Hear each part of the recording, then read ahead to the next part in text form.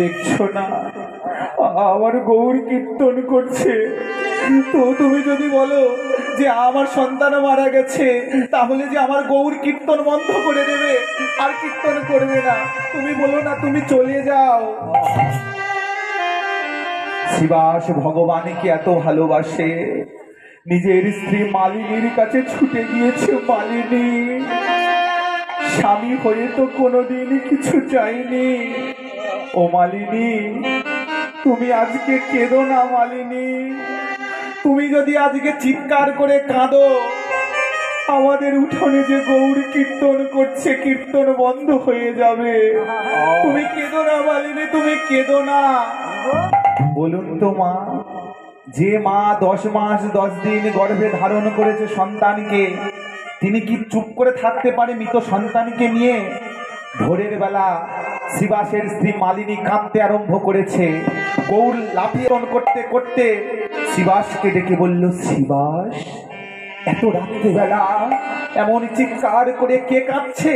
কে এমন চিৎকার করে গৌর গৌর বলে কাঁদছে? কে? শিবাস বলল, প্রভু, কে কাঁদছে জানো? বাইরের কেউ নয়, আমার স্ত্রী মালিনী কাঁদছে। আমার মালিনী মা কাঁদছে। কি হয়েছে প্রভু? কি হয়েছে জানো?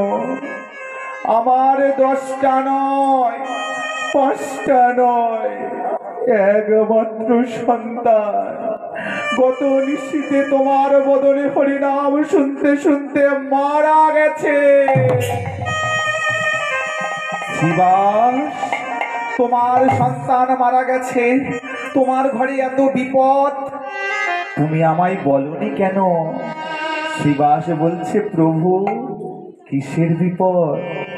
যার ঘরে স্বয়ং বিপদ ভঞ্জন মধুসূদন কীর্তন করে, তার ঘরে কি কোনো বিপদ হতে পারে? আমার বিশ্বাস, এই হরি নামের যদি গুণ থাকে, কৃষ্ণ নামের যদি গুণ থাকে, আমার মরা ছেলে বদনে হরি বল বলবে, হরি বল হৃদয় গৌর ব্রহ্মানন্দে হরি বল হরি বলে।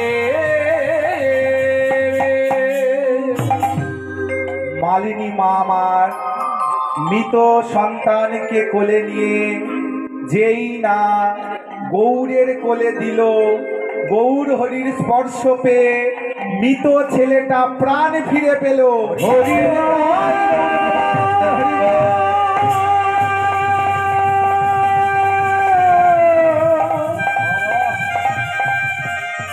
হরি